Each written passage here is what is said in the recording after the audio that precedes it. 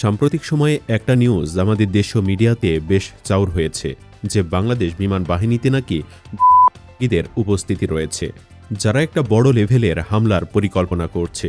এমন একটা গোয়েন্দা প্রতিবেদন নাকি আমাদের গোয়েন্দা সংস্থা ডিজিএফআই এর কাছে রয়েছে। সেজন্য হামলার শঙ্কায় ৮ বিমানবন্দরে হাই অ্যালার্টও জারি করা হয়েছে। এদিকে বিভিন্ন অসমর্থিত সূত্র জানাচ্ছে উগ্রপন্থীর সাথে জড়িত থাকার কারণে সেনাবাহিনীর স্কোয়াড্রন লিডার সহ ১০ জনকে আটক করেছে ডিজিএফআই। ১১ জনকে নাকি গুম করা হয়েছে।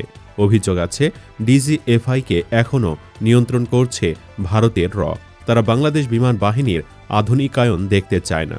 ইউনূস সরকারের নেতৃত্বে যখন আমাদের বিমান বাহিনী যে F-17 থান্ডারের মতো আধুনিক যুদ্ধ বিমান কিনে দেশের সার্বভৌমত্বকে রক্ষায় সচেষ্ট হল, তখনই বিমান বাহিনীর মেরুদণ্ড ভেঙে দিতে সাজানো হল তথাকথিত জঙ্গি নাটক। যে ১১ জন বিমান বাহিনীর সদস্যদের গুম করা হয়েছে তারা ছিলেন বিমান বাহিনীর দেশপ্রেমিক উচ্চ পর্যায়ের অফিসার। ভারত ঘেঁষা সিদ্ধান্ত নেওয়ার কারণে এই অফিসাররা বিদ্রোহ করতে পারে, এই ভয়ে তাদের গুম করা হয়েছে বলেও অভিযোগ রয়েছে।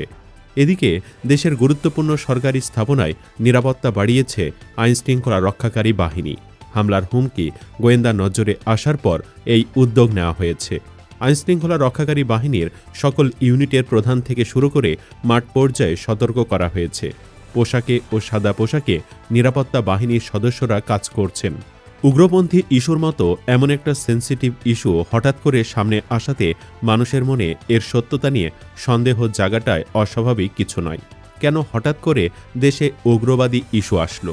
সত্যিই কি বাংলাদেশ বিমান বাহিনীতে উগ্রবাদীদের উপস্থিতি রয়েছে? এই নিউজটা কতটা সত্যি সেটার প্রকৃত উত্তর শুধুমাত্র আমাদের রাষ্ট্রীয় গোয়েন্দা সংস্থাই দিতে পারবে। তবে এই প্রশ্নের উত্তর খুঁজতে হলে আপনাকে প্রথমে নজর দিতে হবে বাংলাদেশ বিমান বাহিনীর সাম্প্রতিক কর্মকাণ্ড নিয়ে। স্বাধীনতার ৫৪ বছরেও যে বিমান বাহিনীতে সরকার একটা আধুনিক ড্রোনও যুক্ত করতে পারেনি, পুরাতন মান্ধাত্তার আমলের কিছু পরিত্যক্ত হেলিকপ্টার দিয়ে চালানো হতো প্রশিক্ষণ। যেখানে বিমান বাহিনীর বহরে ব্রিটিশ আমলের মিগ সিরিজের কিছু ফাইটার জেট ব্যতীত আর তেমন কিছুই নেই। সেখানে F-16 কিংবা F-35 কিংবা রাফায়েল তো দূরের কথা। সেই বিমান বাহিনী যখন স্বাধীনতার ৫৪ বছর পরে এসে মুক্তভাবে আকাশে ওড়ার স্বপ্ন দেখে, তারা যখন পাকিস্তানের সাথে সুসম্পর্ক স্থাপনের মাধ্যমে যে F-17 ক্রয় করার স্বপ্ন দেখে, তুরস্কের আকিঞ্জি ড্রোন নিয়ে এসে সীমান্ত নজরদারি করার মতো সক্ষমতা দেখায়, দেশে তুরস্ক ও চীনের ড্রোন ও সামরিক অস্ত্র কারখানা স্থাপনের জন্য উদ্যোগ গ্রহণ করে, ঠিক তখনই কিন্তু বিমান বাহিনীকে নিয়ে জুজুর ভয় দেখানো খেলা শুরু হয়ে যায় এবং ঠিক তখনই তথাকথিত জঙ্গি ইস্যু সামনে চলে আসে। আমাদের সেনাপ্রধানও দুদিন পূর্বেই তার এক বক্তব্যে বিমান বাহিনীকে যে যুগের পর যুগ ধরে নখদন্তহীন করে দুর্বল করে রাখা হয়েছে সেই ব্যাপারে সমালোচনা করেছেন। সুতরাং এবার নিশ্চয়ই আপনাদের কিছুটা ক্লিয়ার হওয়ার কথা যে মূল সমস্যাটা কিন্তু উগ্রপন্থী ইস্যু নয়। মূল সমস্যাটা বাংলাদেশ বিমান বাহিনীর সক্ষমতা বৃদ্ধির মাধ্যমে স্বয়ংসম্পূর্ণতা অর্জনের চেষ্টা। এটাই সহ্য হচ্ছে না ভারতের। যেহেতু এখনও ডিজিএফআই ভারতের নিয়ন্ত্রণে, তাই আমাদের বিমান বাহিনীকে অস্থিতিশীল করতেই নতুন নাটক নিয়ে হাজির হয়েছে ডিজিএফআই। এ নাটক সম্পূর্ণ ভারতের স্ক্রিপ্টে নাকি হচ্ছে। কদিন আগে বাংলাদেশ সরকারের কয়েকজন প্রতিনিধি ভারতে গিয়েছিল, তখন এই নাটকের স্ক্রিপ্ট লিখে নিয়ে আসা হয়েছে বলে ধারণা করা হচ্ছে। ভারত থেকে তলে তলে ধ্বজভাঙ্গা তেজাস যুদ্ধ বিমান কেনার পরিকল্পনা করছে মনে হয় সরকার। বাংলাদেশের বিমান বাহিনীকে ধ্বংসের মহাপরিকল্পনা চলছে কি তলে তলে? দুদিন আগে পুলিশের সদর দপ্তর থেকে অ্যালার্ট জারি করা হলো যে বাংলাদেশের গুরুত্বপূর্ণ স্থাপনাগুলোতে হামলা হতে পারে। এর ২৪ ঘন্টার মধ্যে ২ জনকে ধরা হয়, যাদের সাথে নাকি সাবেক কয়েকজন সেনা সদস্যের যোগাযোগ আছে। পুলিশের এই দাবি একেবারে হাস্যকর। সাবেক সেনা সদস্যদের সাথে যে কোনো কারোর যোগাযোগ থাকতেই পারে। সাবেক সেনা সদস্যদের নামে অপবাদ দেওয়ার পরে এখন বিমান বাহিনীর বিরুদ্ধে অপবাদ দেওয়া হচ্ছে। এটা হাস্যকর ছাড়া কিছুই নয়। স্বাধীনতার পর এই প্রথম আমাদের বিমান বাহিনী মুক্তভাবে আকাশে ওড়ার চেষ্টা করছে। এটাই মূলত দাদাদের মাথা ব্যথার মূল কারণ এবং এর মাধ্যমে উগ্রবাদী ট্যাগ দিয়ে আমাদের বিমান বাহিনীকে আন্তর্জাতিকভাবে হেয় প্রতিপন্ন করে ডিমোরালাইজড করে রাখার অপচেষ্টা করা হচ্ছে। কিন্তু প্রশ্ন হচ্ছে, এসব করে কি বাংলাদেশ বিমান বাহিনীকে অতীতের মতো নখদন্তহীন করে রাখা সম্ভব হবে কি? উত্তর হচ্ছে না। কারণ জুলাই গণঅভ্যুত্থান পূর্বের সকল হিসাব নিকেশ পরিবর্তন করে দিয়েছে। জুলাই গণঅভ্যুত্থানের মাধ্যমে শুধু বাংলাদেশ নয়, বরং পুরো উপমহাদেশের রাজনৈতিক দাবারগুটি পরিবর্তিত হয়ে গিয়েছে।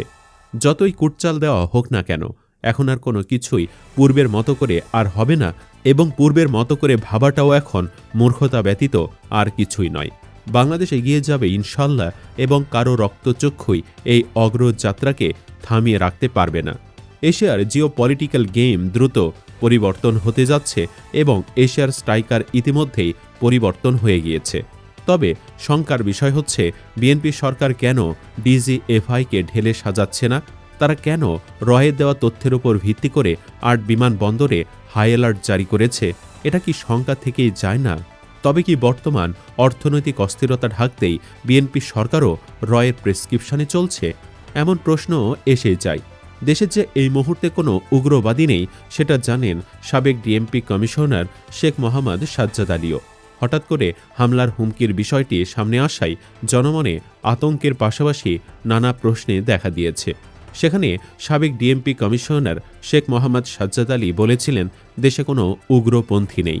আওয়ামী লীগের সময় নাটক সাজিয়ে জামায়াত শিবিরের ছেলেপেলেদের মারধর করেছে, যদিও তারপরেই বেশ কয়েকজন উগ্রবাদীদের গ্রেফতার করে পুলিশ। তবে তখন কোনো হামলার হুমকি ছিল না, তারা সংঘটিত হচ্ছে এমন খবরও দেয়নি পুলিশ। এছাড়া হামলার হুমকিতে সতর্কতা জারি করে চিঠি দেওয়ার ঘটনাও ঘটেনি। তাই এখন হামলার শঙ্কা নিয়ে অনেক প্রশ্নের হিসাব মিলাতে পারছেন না সাধারণ মানুষ। অনেকে মনে করছেন একটি গোষ্ঠী বিমান বাহিনীকে প্রশ্নবিদ্ধ করে বেকায়দায় ফেলার জন্য উঠে পড়ে লেগেছে।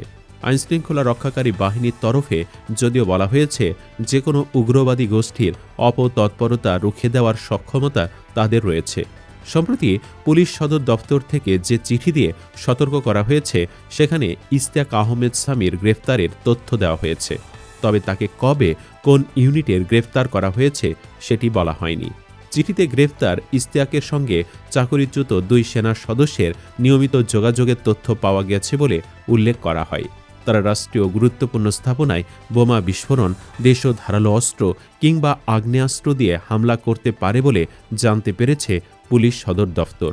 গুরুত্বপূর্ণ স্থাপনার মধ্যে জাতীয় সংসদ, বাংলাদেশ পুলিশ বা সেনাবাহিনী স্থাপনা ও তাদের সদস্য, ধর্মীয় উপাসনালয়, বিনোদন কেন্দ্র, শাহবাগ চত্বরের মতো জায়গা রয়েছে। সন্ত্রাসীদের বিভিন্ন বাহিনীর অস্ত্রাগারে হামলার পরিকল্পনাও করে থাকতে পারে বলে চিঠিতে বলা হয়। এসব ব্যক্তি দেশের সার্বিক নিরাপত্তার জন্য অত্যন্ত ঝুঁকিপূর্ণ। তবে দেশের অনেক বিশেষজ্ঞরাই বলছেন, এই ধরনের তথ্যের কোনো ভিত্তি নেই। চক্রান্তটি ভারত থেকে পরিচালিত হতে পারে। বিষয়টি আপনারা কেমন চোখে দেখছেন? বাংলাদেশ আর্মি এবং বাংলাদেশ এয়ারফোর্সের দেশপ্রেমিক ভাইদের উদ্দেশ্য করে বলতে চাই, আপনারা দেশবিরোধী কোনো কার্যক্রম করবেন না বা সমর্থনও দিবেন না। দেশের কল্যাণে, দেশের সার্বভৌমত্ব রক্ষায় যা যা করা দরকার করুন। আমরা 18 কোটি জনগণ আপনাদের পাশে আছি। হয়তো ভারত বাংলাদেশের দুর্বলতার সুযোগ নিয়ে বাংলাদেশের গুরুত্বপূর্ণ স্থাপনা টার্গেট করে এর মাধ্যমে হামলা চালাতেই পারে, কিন্তু এতে আমরা ভয় পাই না। আপনারা আমাদের ভরসার জায়গা। ভারতের আধিপত্যের কাছে মাথা নত করবেন না। এদেশের কোটি কোটি তরুণ যুবক আপনাদের হয়ে লড়াই করবে। ভারতের আধিপত্যকে ভেঙ্গে চুরে চুরমার করে দিতে হবে। আমরা 18 কোটি জনগণ আপনাদের ছেড়ে কোথাও যাব না।